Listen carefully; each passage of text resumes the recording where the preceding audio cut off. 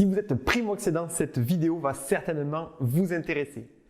Je vais vous raconter le récit de l'achat de Julien et Charlotte, un couple de primo-accédants. Vous allez découvrir les différentes émotions qu'ils ont vécues, de la recherche initiale jusqu'à la remise des clés, et vous découvrirez que l'étape qui leur a posé le plus d'adversité est très souvent sous-estimée. Je suis Cédric Dutreil, conseiller immobilier depuis 2011 sur Tyros et ses alentours. Et avec cette chaîne, j'ai à cœur de vous aider à acheter, à vendre ou à valoriser votre bien immobilier. Donc si ce n'est pas encore déjà fait, vous pouvez vous abonner pour voir les prochaines vidéos. Je vais donc vous expliquer le parcours d'achat de Julien et Charlotte. Ils sont arrivés sur Tyros il y a 3 ans et ils se sont installés donc confortablement dans leurs jobs respectifs. Et les enfants sont même scolarisés dans les écoles du village. Ils décident alors de se mettre à la recherche d'une maison à acheter. Même s'il s'agit de leur premier achat, ils ont une idée concrète de la maison convoitée. Dans leur cas, une maison avec 3 chambres afin que chacun ait la sienne, un garage pour que Julien puisse mettre à l'abri et entretenir sa moto. Charlotte, qui s'est découvert une passion pour la permaculture, aimerait un terrain assez grand pour qu'elle puisse planter les premières graines de son futur potager. Le seul désir des 2 filles est d'avoir la possibilité de fermer la porte de leur chambre à clé. Ça devrait le faire. Très vite, le couple se rend compte de la réalité du marché local. Ils en ressentent la tension.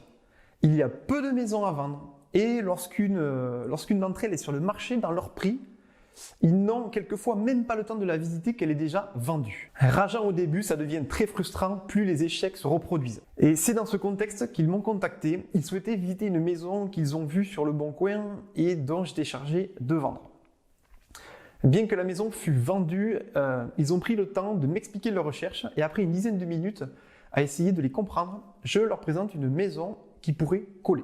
Nous fixons un rendez-vous pour la visite. Cette dernière confirma qu'elle collait aux besoins de la famille. Chaque membre se projetait et les filles se sont attribuées leur chambre sans aucune dispute. Après 2 heures de réflexion, ils m'ont finalement rappelé pour me transmettre une offre. Et comme ce n'est jamais gagné d'avance, une autre offre a été soumise par d'autres acheteurs. Et c'est celle de Julien et Charlotte qui a été finalement retenue. Heureusement qu'ils avaient étudié leur capacité d'emprunt la semaine avant la visite. Cela a rassuré les vendeurs qui ont donc opté pour eux. Alors que le plus dur est fait, ils ont vécu le moment le plus sous-estimé par les acquéreurs. Les heures qui suivent l'accord de l'offre d'achat. Je pense qu'on a tous connu ce sentiment-là. Vous voyez le dernier iPhone qui vient de sortir, il vous fait de l'œil, vous êtes envahi par l'émotion et vous l'imaginez dans votre main. Et donc vous partez acheter sur un coup de tête. Et puis vous rentrez chez vous, vous vous installez sur le canapé et vous culpabilisez. Est-ce que cet achat est bien raisonnable? Est-ce que j'avais réellement besoin de ce nouveau téléphone? C'est ce qui se passe dans la tête de notre couple d'acheteurs. Lorsqu'ils ont soumis l'offre, ils étaient heureux et à la fois stressés d'attendre la décision des vendeurs. Une fois que l'offre a été acceptée, youpi, c'est génial, feu d'artifice. Puis les heures passent, l'émotion redescend et notre cerveau commence à nous alerter. Est-ce que nous allons avoir les moyens d'assumer financièrement cet achat? Est-ce que le prix n'est pas trop cher? Est-ce que le voisinage est sympa? Bref, tout un tas de pensées négatives.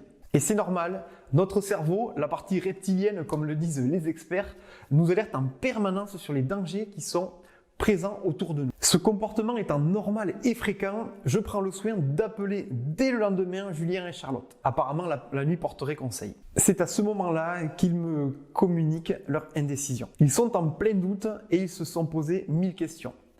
De plus, leurs parents et des amis, pourtant tous propriétaires et heureux de l'être, ont passé la soirée à les prévenir des risques et des frais que représente un achat immobilier. Ne leur en voulons pas. Ils font ça car ils vous aiment et qu'ils veulent vous protéger. Nous avons donc mis en place un groupe WhatsApp sur lequel ils pouvaient m'écrire tous leurs doutes ou toutes les questions qu'ils se posaient. Ainsi, je pouvais leur répondre en message vocal ou alors leur envoyer une courte vidéo des éléments qu'ils ne se souvenaient plus pour les aider dans leur réflexion. Après quelques jours à se renseigner sur tout ça, ils ont finalement poursuivi leur achat. Les pensées négatives et les doutes se sont peu à peu estompés pour laisser la place à la projection dans les différents petits travaux à prévoir et la future déco à acheter. Un achat immobilier peut être très difficile à vivre sur le plan émotionnel. Savoir s'entourer, c'est très important. Votre famille et vos amis peuvent être un soutien, mais ils peuvent aussi vous freiner. N'hésitez pas à vous faire accompagner par un professionnel de l'immobilier. Consultez les avis clients pour vous faire une idée de son comportement. Quelques semaines après leur achat, Charlotte et Julien sont hyper heureux. Avec du recul, ils se sont trouvés un petit peu nuls d'avoir eu ces doutes, mais c'est tout à fait normal. L'inverse aurait même été très surprenant. Ils sont très reconnaissants de l'accompagnement et du soutien qu'ils ont reçu. Et de mon côté, je suis ravi d'avoir pu les guider dans ce moment qui restera gravé dans leurs souvenirs. Maintenant, c'est à votre tour de partager votre expérience. Avez-vous déjà eu les mêmes symptômes ou si vous pensez à acheter dans les jours à venir, est-ce que vous avez eu éventuellement ces craintes ou des doutes comme ça? Je vous remercie d'avance pour vos futurs commentaires et surtout pour votre attention. Je vous souhaite une excellente journée.